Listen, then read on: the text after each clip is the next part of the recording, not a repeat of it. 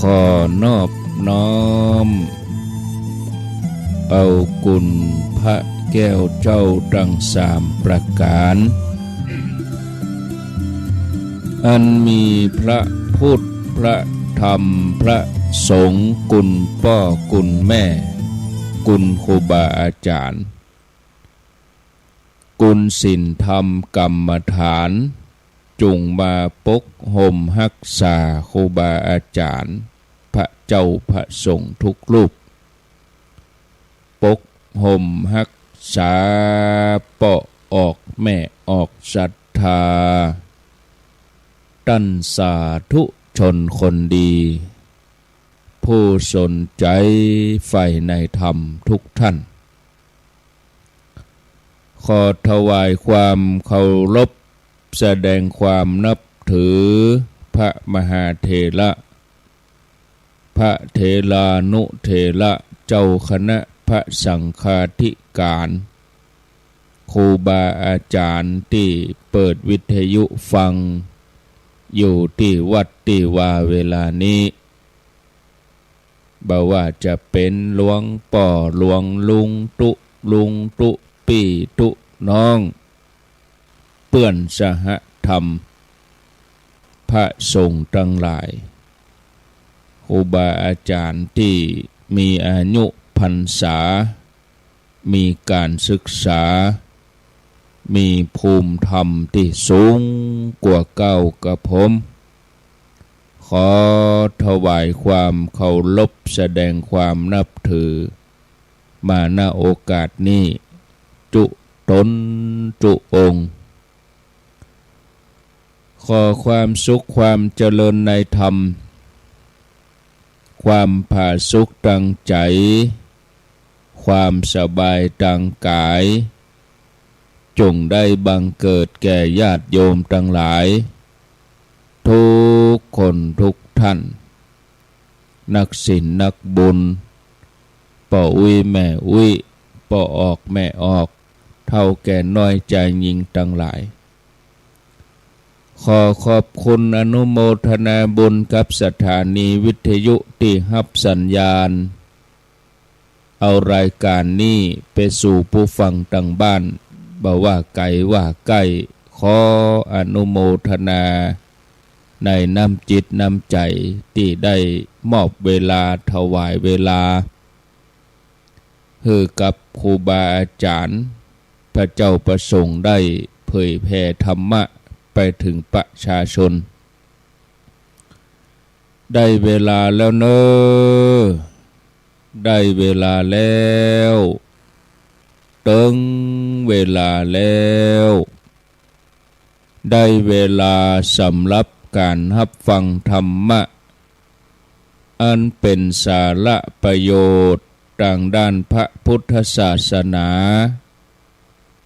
น้ำธรรมคำสอนขององค์สมเด็จพระชินวรสัมมาสัมพุทธเจ้าได้มาปะมาพบมาอู้มาเล่าสู่บรรดาพ่อแม่พี่น้องพ่อออกแม่ออกพ่ออุ้ยแม่อุ้ยนักศีลนักบุญเท่าแก่น้อยใจยิงทั้งหลายแล้วไผที่ยังบ่ลุกเตื้อก็เกียมตัวลุกมาได้แล้วเนอะเกียมตัวลุกมาได้แล้วหลับลุกเจ้ากินพักตังปายหลับลุกควายกินพักตังเก้าลุกเจ้าได้หลายลุกควายได้น้อยหลับลุกเจ้าเป็นเจ้าตังหลายหลับลุกควายปาเฮอลูกหลานเป็นหนี้เป็นค่าเนอตื่นมาเหียเนอลุกมาเหียเนอลุกเนอลุกเนอลุกลุกลุกลุกลุกตื่นตื่นตื่นตื่นตื่นตื่นได้แล้วลุกได้แล้วญาติโยมท่านทั้งหลายลุกเจ้าตื่นตัวเจ้าบัวกับ หันเยื่องนานาพังพร้อมลุกขวายบ่ทันหนทางกีดก้อมก้าตัวบ่ต้อมปุ่นอายจุงเก่งเข้าไว้อย่าไปฮื้อขวายต่อแน่สบายจำไว้เน้อเจ้าจำไว้เน้อเจ้าอรุณสวัสดิ์ธรรมสวัสดีสวัสดียามเจ้าศรัทธาญาติโยมท่านผู้ฟังทั้งหลายยินดีต้อนรับเข้าสู่รุ่งอรุณวันใหม่ปะกันเจ้านี้เป็นเจ้าวันพัดวันพฤหัสบดีที่8เดือนพฤษภาคมพุทธศักราช2568วันนี้เป็นวันเดือน8เหนือขึ้น12ค่ำเดือน8เหนือขึ้น12ค่ำพร่ำว่าเป็นวันพฤหัสบดี8พฤษภาคมเหลือเวลาแถม2วันก็จะถึงวันสำคัญทางด้านพระพุทธศาสนาวันวิสาขบูชาวันที่11วันอาทิตย์พอดีมาปะกันในรายการเสียงธรรมแสงอรุณดำเนินรายการโดยอาตมภาพพระครูอภิวัฒนวิกรมเจ้าอาวาสวัดปากตังเจริญรองเจ้าคณะอำเภอดอยหล่อจังหวัดเชียงใหม่รับผิดชอบรายการในวันจันทร์วันพุธแล้วก็วันพฤหัสบดีเวลาเจ้าแต่ว่าบ่ได้มาเข้ารายการสักกรรมวันพุธแต่ว่ามาเจ้าติดการติดงานหลายอันหลายอย่างแล้วก็เสียงก็บ่ปกติ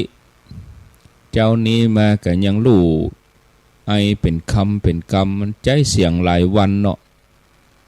ตั้งแต่วันที่3ที่4มาวันที่6นั่นก็ไปงานที่วัดพระธาตุดอยสุเทพไปตั้งแต่บ่ายโมงปิกถึงวัด2 ทุ่มแต่ว่าแม่งายก็มีงานมาตอนก็ประชุมเข้าวัด5-6 โมงแรงวันนี้ก็มีงานแถมมีไปแถม2 วัน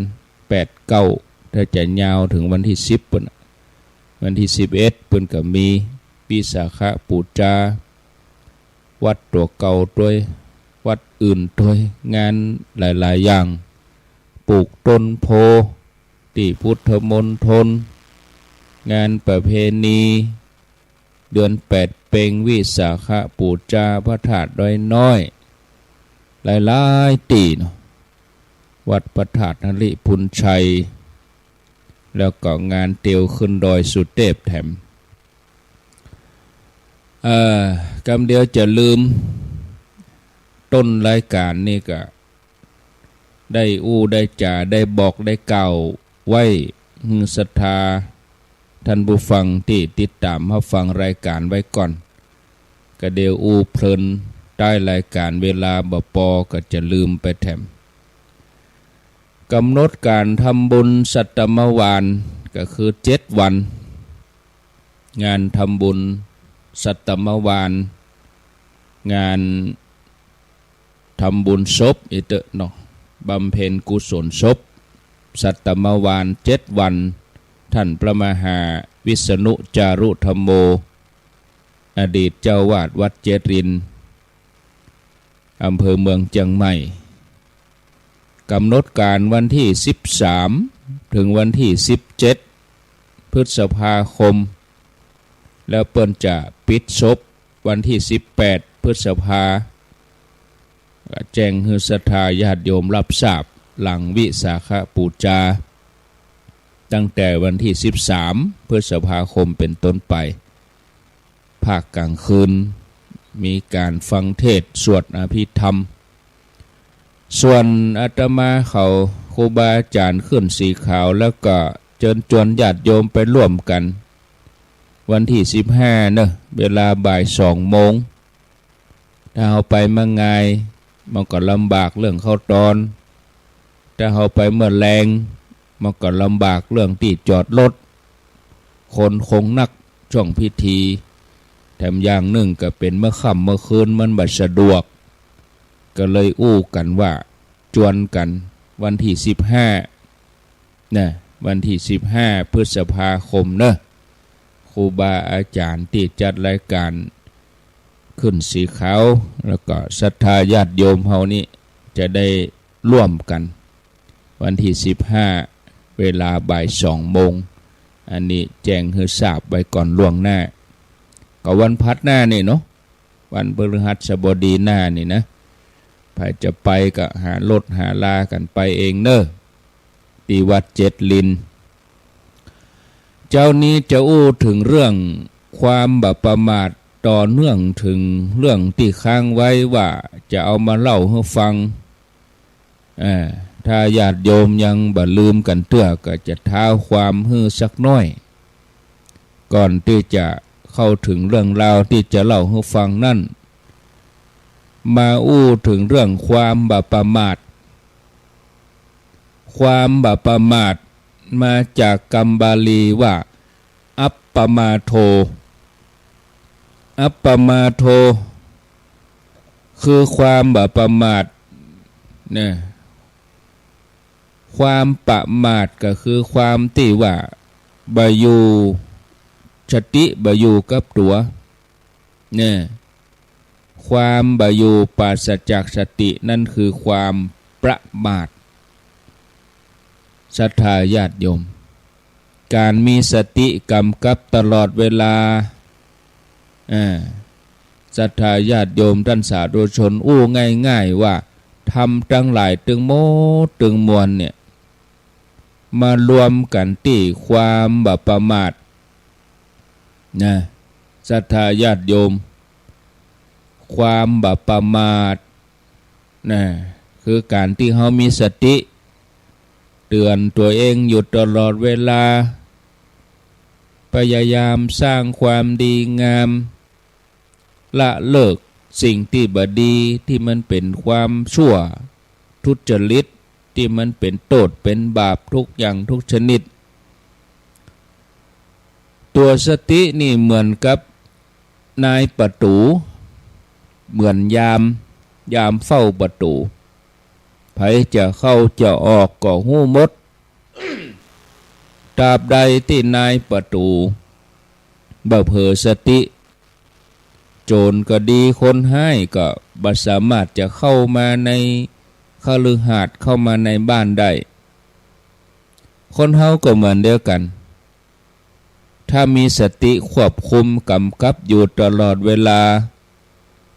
ก็บ่มีทางที่จะเผลอไปทำความชั่วความบดีทั้งการกระทำการอู้แล้วก็ใจคนมีสติทำอะไรอย่างบ่พลาด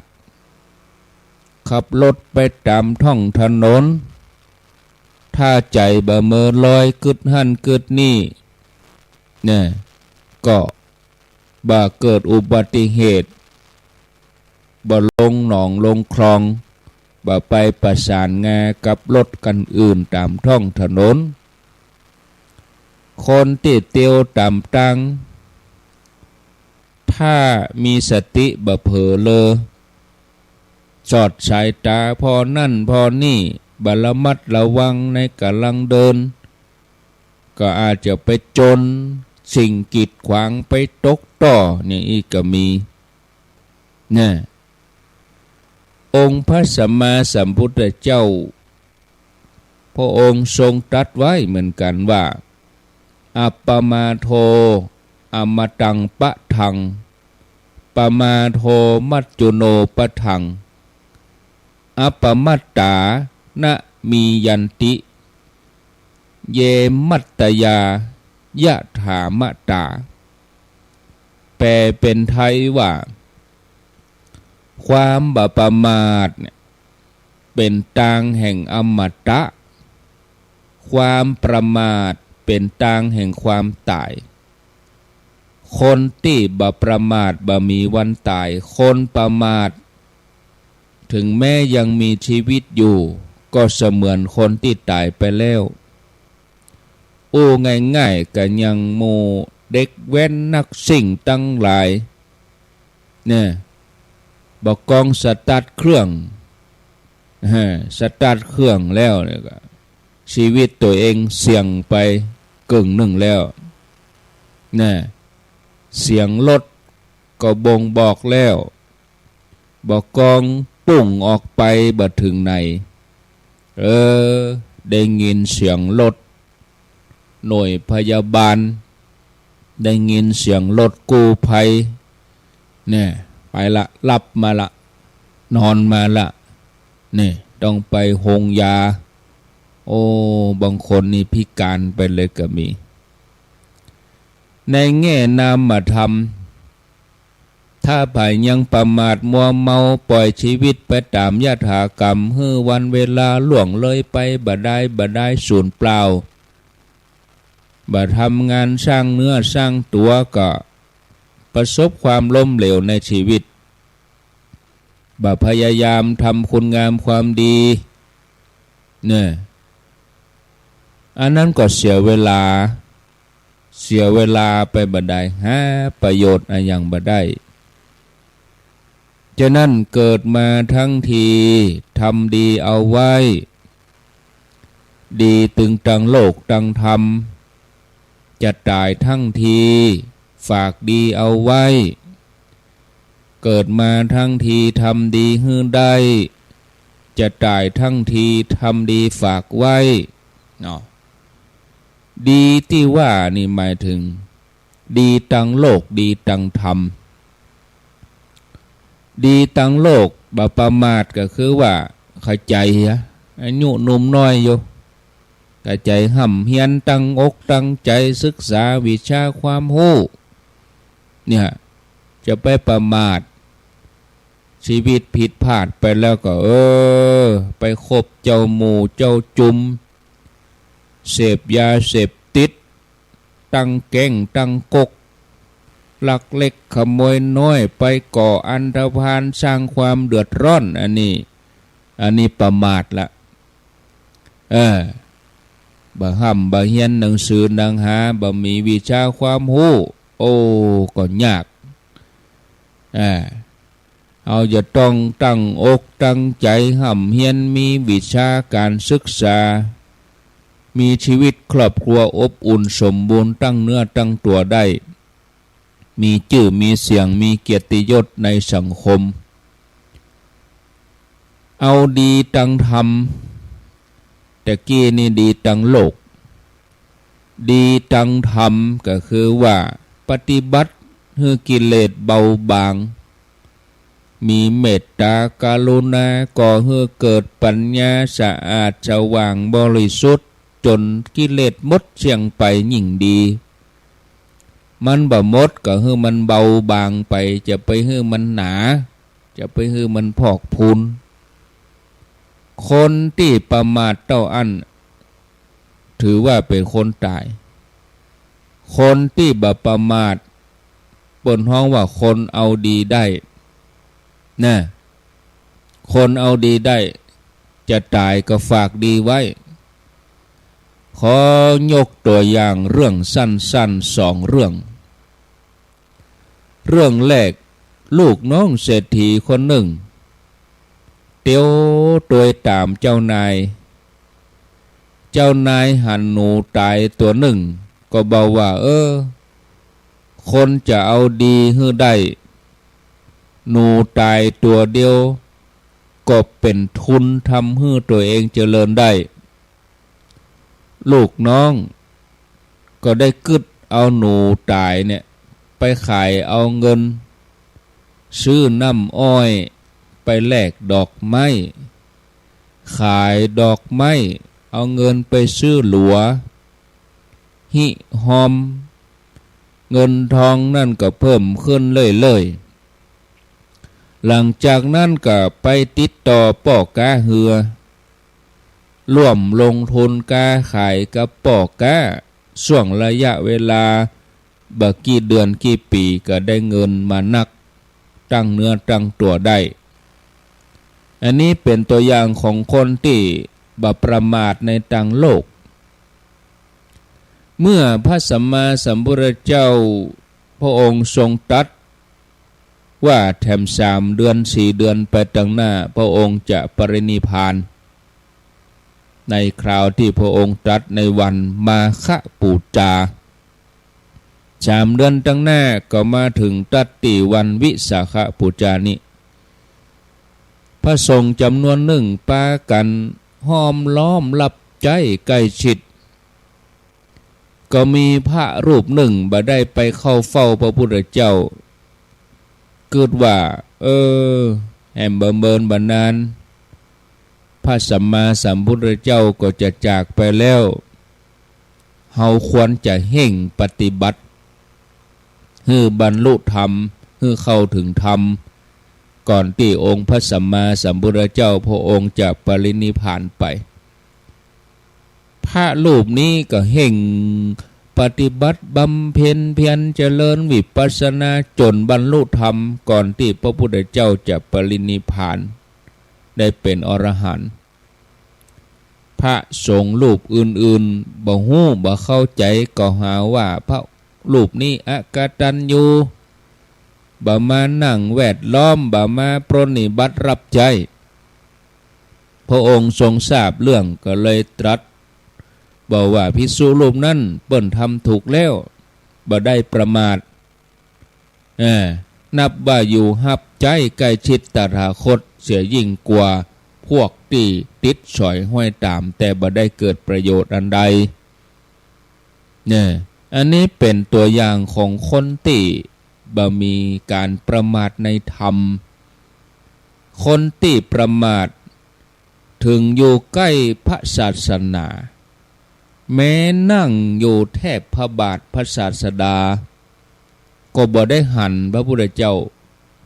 คำว่าบ่ได้หันนี่คือบ่ได้หันธรรมะบ่ได้เข้าถึงธรรมเนี่ยส่วนผู้ที่ตั้งอกตั้งใจประพฤติปฏิบัติได้ชื่อว่าผู้เข้าถึงธรรมผู้ใดเห็นธรรมผู้นั้นเห็นเราตถาคตเจ้าพระพุทธเจ้าพระองค์ได้ประกาศหลักธรรมไว้นักมากมายหลักธรรมต่างๆนั่นล้วนเป็นประโยชน์ทั้งนั้นถ้าว่าไผฮู้จักนำมาประยุกต์ใช้ในชีวิตประจำวันบ่ใช่เพียงการจดจำไว้ท่องบนไว้เท่านั้นเพราะว่าคนที่กล่าวคนที่ท่องได้เนี่ยมีนักมีประเลอะ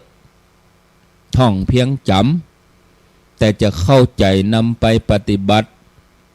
ตั้งอยู่ในความบ่ประมาทนี่มันน้อยเนี่ยศรัทธาญาติโยมอันนี้คำสอนถึงหมดในทางพระพุทธศาสนาที่องค์พระสัมมาสัมพุทธเจ้าเพิ่นสอนไว้ต้องอาศัยหลักธรรมอันสำคัญนั่นคือความบ่ประมาทความบ่ประมาทนี่คนที่เปิ่นพิจารณาใจสติพิจารณาคำสอนของพระเจ้าเปิ่นยกย่องว่าเป็นที่รวมแห่งคำสอนถึงหมดไว้เพราะความบ่ประมาทนี่เป็นพื้นฐานให้คนเฮามีความเพียรพยายามศึกษาปฏิบัติสม่ำเสมอเปิ้นก็เลยเปรียบไว้ว่ารอยเท้าสัตว์ทั้งหลายที่สัญจรบนผืนแผ่นดินชนิดใดชนิดหนึ่งรอยเท้าทั้งหมดย่อมถึงการรวมลงในรอยเท้าช้างรอยเท้าช้างย่อมกล่าวกันว่าเป็นเลิศกว่ารอยเท้าสัตว์ทั้งหลายเพราะเป็นสัตว์ใหญ่ในข้อนี้อุปมาฉันใดทำอย่างใดอย่างหนึ่งที่ยึดไว้ ประโยชน์ทั้งสองคือประโยชน์ภพนี้และประโยชน์ภพหน้าธรรมเหล่านั้นคือความบัพประมาทศรัทธาญาติโยมทั้งหลายความบัพประมาทนี่ก็หมายถึงการมีสตินึกถึงอยู่ว่าปัจจุบันตัวเองกำลังทำอะไรอย่างอยู่กึศอะไรอย่างอยู่อะไรอย่างอยู่ทำพูดคิดอย่างใดทำแล้วจะเกิดผลอย่างใดทำในสิ่งที่ควรทำกะบ่ควรทำกะรวมถึงความรอบคอบระมัดระวังที่จะทำให้เป็นไปในทางที่ถูกที่ควรมันตรงกันข้ามกับความประมาทความประมาทคือความชราใจขาดการระงับยับยั้งขาดความระมัดระวังการบัทำความดีก็คือความประมาทนะศรัทธาญาติโยมพระพุทธเจ้าเปิ้นหันภัยแห่งความประมาทเปิ้นก็เลยจี้ตางหมู่เฮาเจ้าปดตั้งอยู่ในความบัพประมาทเนี่ยคนที่หู้นึกได้ในสิ่งที่ตัวเองตัวเองทำก็จะเข้าถึงความสุขเนี่ยศรัทธาญาติโยมสิ่งที่บ่ควรประมาทมีอยู่4อย่าง 1. บ่ควรประมาทในเวลา 2. บ่ควรประมาทในวัย 3. บ่ควรประมาทในการงานแล้วก็ 4. บ่ควรประมาทในการปฏิบัติธรรม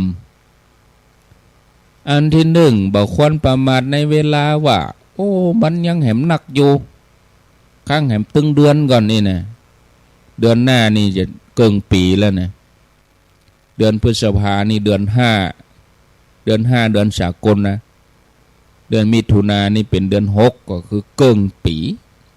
เฮาเดินทางมาได้จะเกินปีแล้วนะปี68นะถ้าเป็นเดือนเมืองนี่เดือนนี้เดือน8ก็เหลือเวลา2เดือนเข้าพรรษานะเฮามาเกิดถึงเฮาผ่านปีใหม่เมืองมาเนี่ยศรัทธาญาติโยมโอ้โหเฮาผ่านไม่ได้เดือนแล้วนะเนี่ยบ่ควรประมาทในเวลานะโอ้เวลายังแหมนักอยู่แหมเบิ้นอยู่นะมันไหลก้นเฮาติกๆแต่กี่ตี3ตี4บัดเดียว5โมงกึ่งก็เดียว6โมงแจ้งแล้วแจ้งดีขวายงามก็ต่างคนต่างออกบ้านไปการไปงานตามหน้าที่ของตัวเก่าเนาะไปตามหน้าที่ตามวิธีของไผของมันนะแต่ละผู้แต่ละท่านฉะนั้นเฮาบ่ควรประมาทในเวลาอันที่ 2บ่ควรประมาทในวัยเฮายังหนุ่มอยู่อีนะยังหนุ่มยังแข็งแรงอยู่จะไปว่าเนอะศรัทธาเฮาแก่เท่าไปทุกวันแก่เท่าไปทุกลมหายใจบ่ดีประมาทในการงานใดเลี้ยงลำดับก่อนหลังสะสางบ่ควรให้เป็นดินพอกหางหมูก็เดียวก่อนก็ยะวันผูกก่อนวันฮือก่อนบ่ควรประมาทในธรรมการเข้าวัดเข้าว่าเป็นเรื่องของคนเฒ่านี่นะฟังธรรมะมันก็เป็นเรื่องคนเฒ่าตะกายอันนี้ประมาทในธรรมถึงเวลาเนี่ยความตุกมันบ่เลือกหนุ่มเลือกแก่ความตายมันก็บ่เลือกหนุ่มเลือกแก่ถึงเวลาถ้าเฮาบ่มีธรรมะเฮาจะอยู่บ่ได้เฮาจะบ่เข้าใจในสัจธรรมนะลักษณะของคนที่มีความประมาทกับคนที่บ่ประมาทนี่พระพุทธเจ้าพระองค์ตรัสไว้ว่าเฮาอาจจะมีชีวิตอยู่ได้เพียงวันหนึ่งคืนหนึ่งก็ดีเฮาอาจจะมีชีวิตอยู่ได้เพียงกลางวันก็ดีกลางคืนก็ดีเฮาอาจจะมีชีวิตอยู่ได้เพียงชั่วขณะที่กำลังบิณฑบาตเมื่อเสร็จมื้อนี้ก็ดีเฮาอาจจะมีชีวิตอยู่เพียงชั่วขณะที่ฉันอาหารอยู่ 4-5 กำ เฮาพึงใส่ใจในคำสอนอันนี้ห้องว่าเป็นผู้ที่ยังประมาทอยู่เฮาอาจจะมีชีวิตอยู่เพียงชั่วขณะที่ฉันอาหารเพียงกำหนึ่งก็ดีเฮาอาจจะมีชีวิตอยู่เพียงชั่วขณะที่ลมหายใจเข้าออกเพียงชั่วขณะหายใจเข้าเพียงชั่วขณะหายใจออกอันนี้ถือว่าเป็นผู้ที่บ่ประมาทศรัทธาญาติโยมเนี่ยอันนี้ก็ฝากไว้นะเอามาว่าต่อเรื่องราวที่ค้างไว้เนาะที่ยังคงค้างไว้สำหรับศรัทธาทั้งหลายอันที่ค้างไว้ที่เล่าไว้ก็คือว่าสมัยพุทธกาลมีลูกของอุบาสกคนหนึ่งได้ทำกาละการว่าทำกาละก็คือตายด้วยโรคบางอย่างพอออกอุบาสกคนนี้ก็คิดถึงลูกแต่เนอ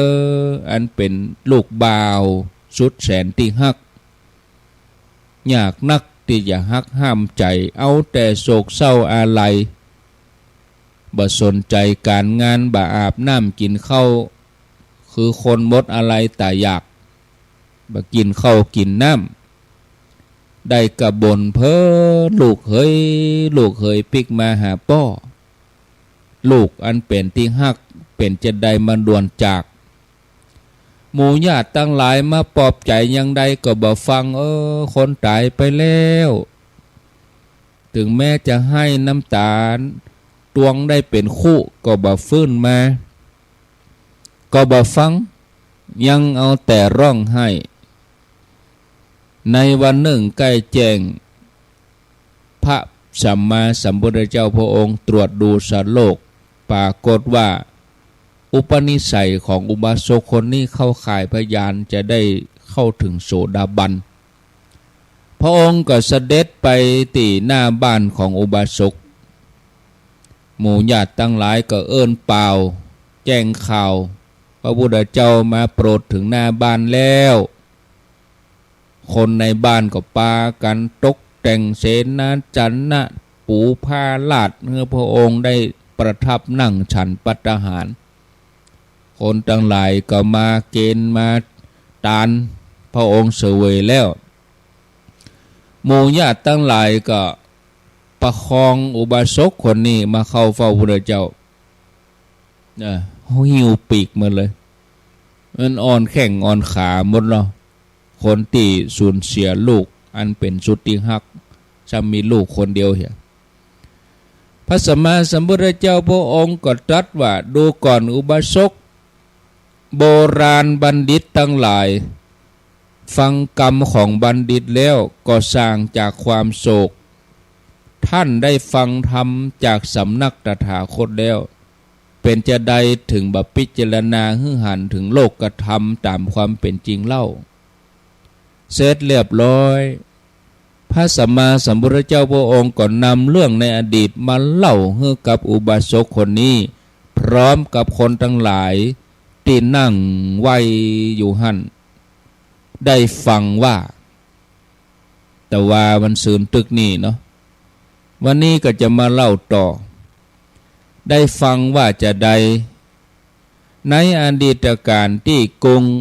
ทวารวดีมีพญาเจ้าเมืองพี่น้องกัน10 พระองค์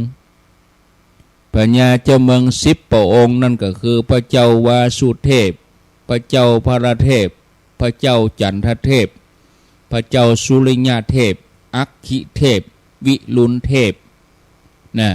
แล้วก็พระเจ้าอัญชุนเทพปัจชุนเทพมคบัณฑิเทพแล้วก็อังกุลเทพในจำนวนพญาเจ้าเมือง10 พระองค์นั้นโอรสผู้เป็นที่ฮักของพญาเจ้าเมืองวาสุเทพได้ที่วงค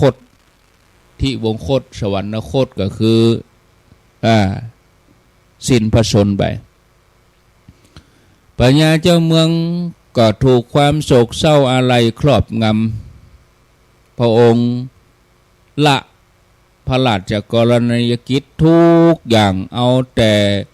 พิไลลำพันบนเพ้อหาพระโอรสตลอดเวลาบ่มีไผที่จะสามารถถอนลูกศรคือความโศกออกจากพระหฤทัยได้บ่มีไผที่จะมาถอนลูกศรความโศกออกจากใจของพญาเจ้าเมืองได้ในเวลานั้นคตบัณฑิตเทพอยู่ต่างเมืองอันเป็นพี่น้องกันเป็นน้องเปิ้นหูข่าวความโศกเศร้าของพญาเจ้าเมืองเจ้าปี่ก็ค่อยช่วยให้หายความโศกคตบัณฑิตเทพพญาเจ้าเมืองต่างเมืองอันเป็นน้องก็แกล้งทำเป็นคนบ้าเงินพอบนฟ้าเตียวไปตัวก็เงินพอก็บนฟ้าเตียวไปทั่วพระนครบอกว่าอู้ไปโดยว่าท่านจงฮื้อกระต่ายแก่เฮาท่านจงฮื้อกระต่ายแก่เฮาเนี่ยเจ้าบ้านเจ้าเมืองปากันแตกตื่นก็หาว่าปัญญาเจ้าเมืองอันเป็นน้องคงจะเสียสติกึดถึงหลานนะข่าวนี้ก็ลือกันทั่วบ้านทั่วเมืองอามาตย์ได้รับข่าวนั่นก็ไปแจ้งการเสียสติของพญาเจ้าเมืองผู้เป็นน้องฮือพญาเจ้าเมืองวาสุเทพได้ทราบทันทีพญาเจ้าเมืองวาสุเทพหูข่าวว่าน้องเป็นผู้เสียสติเนี่ยเมื่อหูข่าวเพราะว่ามีความฮักในน้องพญาเจ้าเมืองคนนี้นักก็เห่งเสด็จลงไปหากำมือถึงสองของน้องแล้วก็ถามว่าเหตุใดเธอถึงทำตัวเหมือนคนบ้าเอี่ยวเพ้อหาขอกระต่ายเธอปรารถนากระต่ายอันหยังฉันอันเป็นพญาเจ้าเมืองนี่จะเสาะหาจะฮื้อช่างแปงจะเป็นกระต่ายแก้วกระต่ายคำกระต่ายอันหยังจะเอากระต่ายอันหยังกระต่ายเงินกะกระต่ายหอยสังกะผาธนาอันใดจะหามาฮื้อเจ้าบอกปี่เลยนะพญาเจ้าเมืองผู้เป็นน้องคตบัณฑิตได้ฟังแล้วก็บอกว่าเจ้าปี่หม่อมฉันข้าพระองค์บ่ปรารถนากระต่ายที่อยู่อาศัยบนแผ่นดินนี้ข้าพระองค์ปรารถนากระต่ายที่อยู่บนดวงจันทร์ใครได้กระต่ายที่อยู่บนเดือนปุ่นบนฟ้านะเจ้าปี่จะเอาฮื้อได้ก็มาอันนี่ชีวิตของตัวข้าพระองค์คงบ่อาจจะดำรงอยู่ต่อไปได้แล้วเมื่อได้ฟังอย่างอันพญาเจ้าเมืองผู้เป็นปี่วาสุเทพก็ตกใจอึ้งไปกำนะตกฉลังไปกำบักเกิดว่า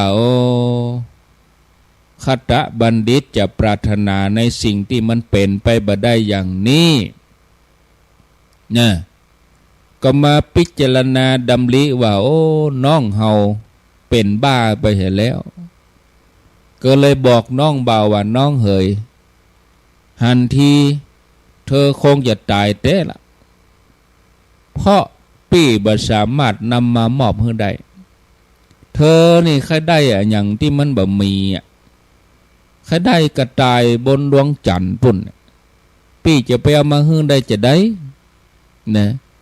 คตบัณฑิตผู้เป็นน้องได้ฟังแล้วก็ตรัสกับเจ้าปี่ว่าข้าแด่เจ้าปี่พระองค์เมื่อรู้ว่าหม่อมฉันปรารถนากระต่ายบนดวงจันทร์ซึ่งเป็นสิ่งที่บ่สามารถนำมาได้กระต่ายนั้นบ่สามารถจะนำมาให้ได้ นะแล้วพระองค์เมื่อใดจะได้พระโอรสที่ตายไปแล้วคืนมาเล่าถ้าพระองค์พร่ำสอนผู้อื่นอย่างซาบซึ้งอย่างนี้ทุกวันนี้พระองค์ก็ยังโศกเศร้าถึงลูกที่ตายไปหม่อมฉันปรารถนาในสิ่งที่ปรากฏยังหันอยู่แต่พระองค์ทรงปรารถนาเศร้าโศกที่ในสิ่งที่มันบ่หันอย่างแล้วบ่เลืออย่างแล้วใครหนอไผ่หนอมีความเป็นบ้านักกว่าขันนั่นจะได้ญาติโยมมนุษย์หรืออมนุษย์บ่พึงได้ปรารถนาว่าขอลูกของเฮาเกิดมาอย่าตายพระองค์จะได้คืนมานั่นคงมดบ่มีเนี่ยจะไปมีที่ไหนถึงแม้พระองค์จะกันแสงเศร้าโศกถึงพระโอรสก็บ่สามารถที่จะคืนมาโดยเวทมนต์โดยยาโดยโอสถโดยทรัพย์อันใดข้าแต่เจ้าปี่ขึ้นชื่อว่าคนตายไปแล้วไผบ่อาจจะห้ามได้โดยทรัพย์โดยจาตุโดยวิชาโดยมนต์อันใดได้เมื่อพญาเจ้าเมืองผู้เป็นน้องคตบัณฑิตกล่าวจบแล้วพญาเจ้าเมืองซึ่งเป็นอ้ายก็คลายจากความโศกที่คิดถึงพระโอรสโดยปลิดทิ้งก็มีใจหักมีใจเลื่อมใสต่อคตบัณฑิตผู้เป็นน้องก็สรรเสริญว่าน้องได้ดับความกระวนกระวายออกจากใจปี่บรรเทาความโศกที่คิดถึงลูกผู้ถูกความโศกครอบงำเฮาเป็นผู้มีลูกศรคือความโศกอันถอนแล้วเป็นผู้สงบระงับเย็นเฮาจะบ่โศกร้องไห้ต่อไปองค์พระสัมมาสัมพุทธเจ้าพระองค์นำธรรมเทศนานี้ตรัสให้อุบาสกได้พิจารณาถึงความบาเที่ยงของสังขารชีวิตเป็นธรรมดาเป็นไปตามกฎแต่ลักคืออนิจจังทุกขังอนัตตาก็ทำให้อุบาสกพวกนี้พิจารณาไปตามกระแสธรรมของพระศาสดาสำเร็จโสดาบันในที่สุดเป็นผู้ที่บ่มีความสุขแห่งต่อไปท่านผู้ฟังญาติโยมทั้งหลายเราจะหันว่าคนที่จากโลกนี้ไปแล้วบ่สามารถที่จะห้องปิกฟื้นขึ้นมาได้พระพุทธองค์ก็บ่ได้สอนให้เราไปเสียเวลาบ่นพร่ำเพ้อเปิ้นบ่ได้สอนให้เราไปเสียเวลาได้นั่งเศร้าเสียใจร้องไห้พิไรลำพันธ์ถามว่าเสียใจก็เสียใจแต่ว่าเปลี่ยนใจมาตั้งอกตั้งใจพิจารณาว่ามันเป็นเรื่องธรรมดาของโลกที่ทุกคนต้องปะแล้วก็สอนตัวเก่าให้ตั้งอยู่ในความบาประมาทในชีวิตก่อนที่พระนามมัจจุราชที่มีเสนาใหญ่จะมาเอาเขาไปฉะนั้นญาติโยมก่อนสังขารร่างกายชีวิตของเขาจะหมดดับไปเขาตั้งหลายควรใจเวลาที่เหลืออยู่เวลาที่ผ่านไปแต่ละวันละวันเสี่ยงไปเป็นวันให้เกิดประโยชน์สูงสุดโดยการสั่งสมคุณงามความดีชีวิตในภพชาติต่อไปมันก็จะได้เปล่งได้แจ้งบุญกุศลมันจะบ่ได้พร่องเมื่อมันพร่องเขาก็ทำให้มันเต็มปัญญามัจจุราชมาเยือนเขาจะได้บ่ต้องมามัวนั่งเสียอกเสียใจร้องไห้ภายหลังนะคนที่อยู่เบื้องหลังเปิ้นจะได้สบายใจแล้วก็มั่นใจในการเดินทางไปสู่สัมปรายภพของเฮาพร้อมกับยึดตัวเองเป็นแบบอย่างในการสร้างบารมีให้เขาได้กึศหาให้เขาได้กล่าวหาว่าครั้งหนึ่งที่ยังมีชีวิตอยู่เปิ้นเป็นคนดีเปิ้นมันทำบุญ เปิ้นสร้างกุศลอันนี้กาคือเป้าหมายในชีวิตของเฮาเนาะศรัทธาญาติโยมทั้งหลายเอาแล้วพอสมควรแก่เวลาเนาะพอสมควรแก่เวลาแล้วก็จะได้นำรายการนี้จากลาศรัทธาญาติโยมท่านสาธุชนไปก่อนนะก้อยปะกันแถมไม่เนี่ยก้อยปะกันแถมไม่ในติดหน้าบอกอะเนาะในติดหน้าบนนั้นติดหน้าถ้าจะเป็นวันจันทร์บุญกะจะได้มาปะศรัทธาญาติโยมท่านสาธุชนทั้งหลายสำหรับวันนี้ก็พอสมควรแก่เวลานำรายการนี้จากลาศรัทธาญาติโยมท่านสาธุชนทุกคนทุกท่านไปก่อนเนอะรายการต่อไปเปิ้นมารอท่ารายการของตุลุงดอยหลวงปู่พระครูปฏิภาณธรรมทินวันนี้ขอโอกาสได้นำรายการจากลาศรัทธาไปก่อนขอบคุณสถานีวิทยุทุกคลื่นทุกที่อนุโมทนากับเจ้าหน้าที่สถานีฝ่ายเทคนิคฝ่ายรายการทุกคนทุกท่านบอกว่าสถานีที่ไหนต่างใดแถมข้าวนึ่งกันเนาะที่วัดเกตกะลามวันวิสาขบูชาเปิ้นก็มีการทำบุญตักบาตรช่วงเจ้าฟังธรรมเมื่อค่ำเวียนเทียนกันเนอวัดเกตกะลามเมืองเชียงใหม่ที่วัดพระธาตุดอยน้อยก็งานประเพณีส่งน้ำพระบรมสารีริกธาตุเดือน8เพ็งก็คือวันที่11พฤษภาเมื่อเจ้าทำบุญตักบาตรขวายมามีการสืบจตาค่ำมาก็เวียนเทียนก็ทุกวัดทุกวาเนาะวันที่11เหมือนกันนะวันดีนะเป็นวันดีทางคณะสงฆ์จังหวัดเชียงใหม่ตั้งจังหวัดเชียงใหม่โดยผู้ว่าราชการจังหวัดเชียงใหม่เปิ้นจะนำต้นฉีมหาโพธิ์มาปลูกที่พุทธมณฑลโดยหล่อเวลา9 โมงเกิงไผว่างก็ไปใกล้ไกลตังใดเนาะแล้วก็วันที่19